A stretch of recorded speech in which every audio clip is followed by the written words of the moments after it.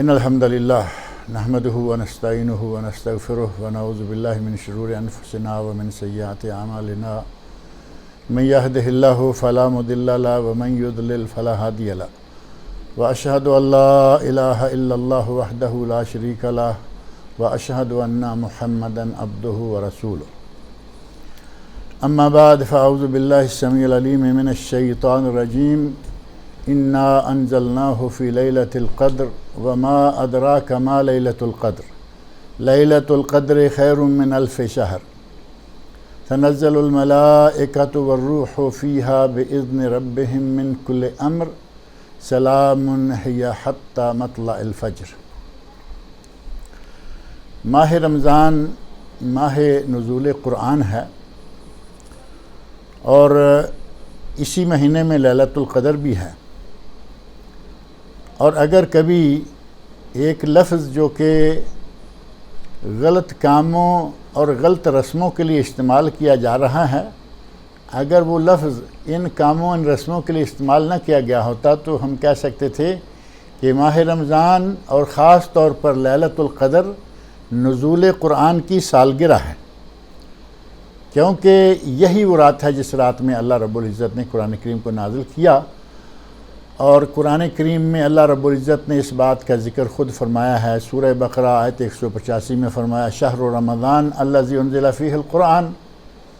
رمضان وہ مہینہ ہے کہ جس میں ہم نے قرآن کو نازل کیا،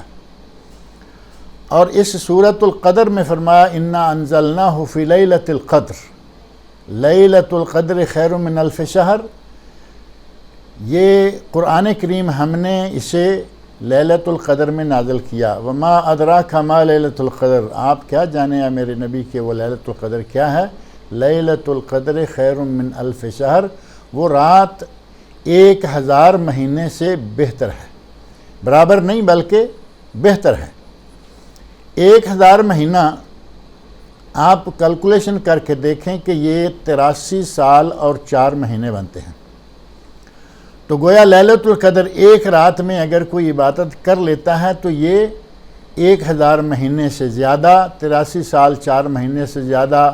اور اگر اللہ کے پیمانوں کو دیکھا جائے تو پھر ہم کوئی اندازہ ہی نہیں کر سکتے کہ کتنا زیادہ۔ یعنی یہ کہا جا سکتا ہے کہ کم از کم ایک رات کو پا لینے کا ثواب 1 صدی کی عبادت کے برابر نہیں بلکہ اس سے بھی زیادہ ہے۔ ہماری اس امت اسلامیہ کی عمریں تھوڑی ہیں، جیسا کہ نبی اکرم صلی اللہ علیہ وسلم کا ارشاد گرامی ہے اعمار امتی بین 60 و 70، میری امت کے لوگوں کی عمریں جو ہیں وہ 60 اور 70 کے درمیان ہیں، اور آپ نے فرمایا کہ بہت کم لوگ ہیں جو 70 سے آگے جاتے ہیں، لیکن عمریں کم ہیں، اللہ رب العزت کے خزانے اتنے بڑے ہیں کہ اس نے ہمیں کچھ ایسی چیزیں، کچھ ایسے اعمال، کچھ ایسی باتیں دیں، ایسے اعمال بتائے کہ اگر ہم ان کو کر گزریں تو ہماری عمریں پہلی لمبی عمروں والوں سے بھی زیادہ ثابت ہو سکتی ہیں۔ مثال کے طور پر اگر کوئی آدمی اس لیلۃ القدر کی عبادت 2، 4، 6 سال کر لیتا ہے تو آپ اندازہ کریں کہ عمر کتنی ہو جائے گی؟ 1 صدی ایک رات کے، دوسری رات کے لیے دوسری صدی، اور اگر کوئی اپنی عمر کے 5-10 سال یہ عبادت کر لیتا ہے تو 1000 سال سے زیادہ عبادت کا ثواب اللہ تعالیٰ اسے عطا کرتا ہے۔ یہ مقدس رات، یہ بابرکت رات جو ہے یہ ماہ رمضان میں ہے۔ 30ویں سپارے میں اللہ نے فرمایا کہ یہ لیلۃ القدر قدر والی رات ہے،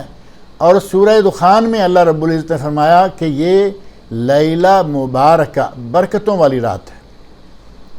ارشاد فرمایا انا انزلناہ فی لیلۃ مبارکہ انا کنا منذرین، ہم نے اس قرآن کریم کو برکت والی رات میں نازل کیا اور ہم لوگوں کو متنبع کرنے والے تھے۔ اور اسی رات کے بارے میں اللہ رب العزت نے ارشاد فرمایا کہ اس رات میں ہم